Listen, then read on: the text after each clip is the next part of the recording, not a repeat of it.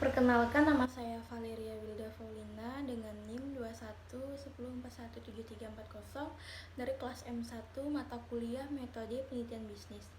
Di sini saya akan menjawab soal ujian tengah semester.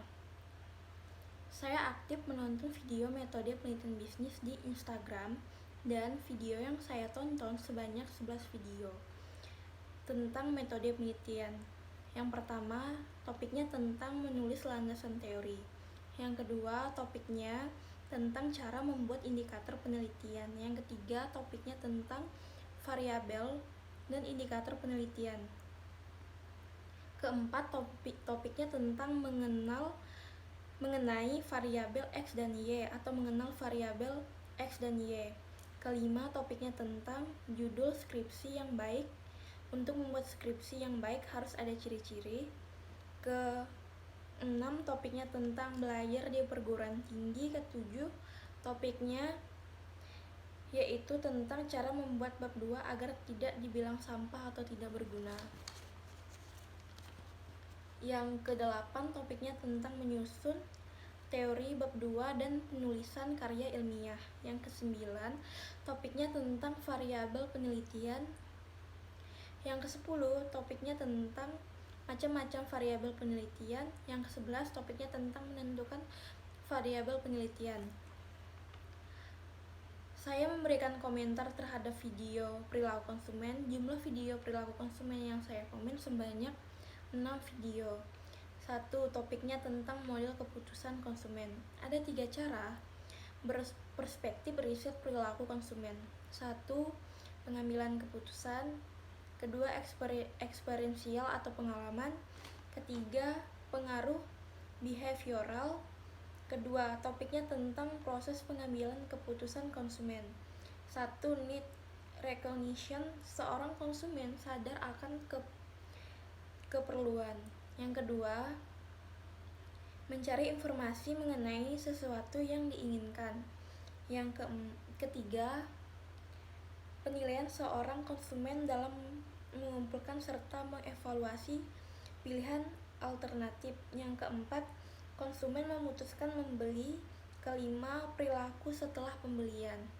Yang keenam, pembuangan produk konsumen. Yang ketiga, topiknya tentang perilaku konsumen.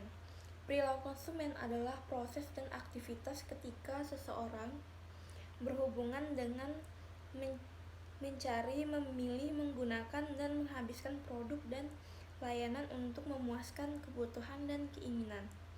Keempat, faktor sosial dalam perilaku konsumen. Faktor sosial dalam konsep bisnis adalah keadaan konsumen yang dapat mempengaruhi konsumen dalam melakukan pembelian. Kelima, topiknya tentang keluarga dan rumah tangga.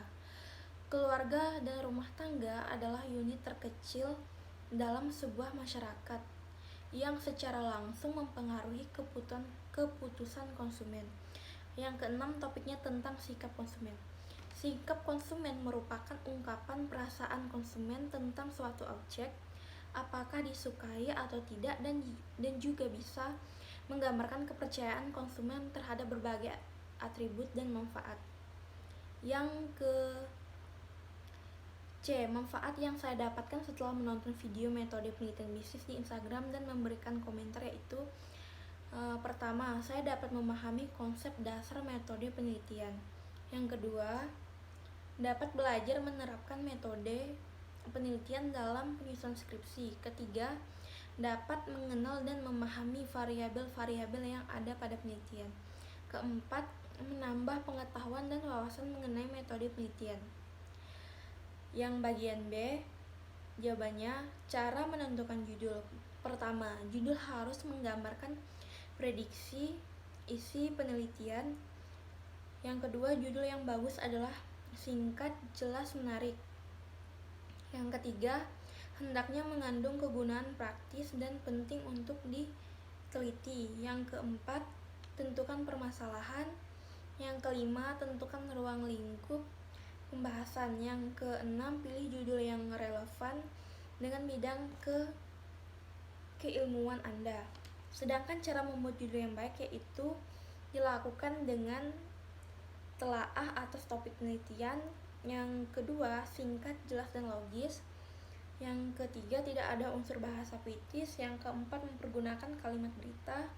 Yang keenam, tidak boleh mempergunakan singkatan. Dan yang ketujuh, sesuai dengan isi penelitian. Latar belakang penelitian. Latar belakang adalah penjelasan singkat mengenai topik atau objek penelitian serta penjabaran alasan topik yang dipilih penting untuk dibahas. Latar belakang penting karena memberi alur berpikir sehingga mempermudah peneliti untuk mensistematisir persoalan yang ingin dipecahkan, dan pentingnya latar belakang karena merupakan dasar atau titik tolak untuk memberikan pemahaman kepada pembaca atau pendengar mengenai apa yang ingin kita sampaikan. 3. Cara membuat rumusan masalah. 1. Membuat rumusan secara spesifik. 2. Menentukan metode penelitian yang sesuai. 3. Mencari wawasan teori-teori yang mendukung metode penelitian yang dipilih. 4. Kreatif dengan melihat fenomena di sekeliling. 5. Gunakan 5W plus 1H. Contoh rumusan masalah tentang pergaulan bebas di kalangan remaja. Maka bisa dirumuskan beberapa masalah berikut. 1. Apa itu remaja? 2. Apa pengertian pergaulan bebas? 3. Apa itu seks bebas? 4. Apa faktor-faktor yang menjadi penyebab pergaulan bebas? 4. Teori tentang tujuan penelitian.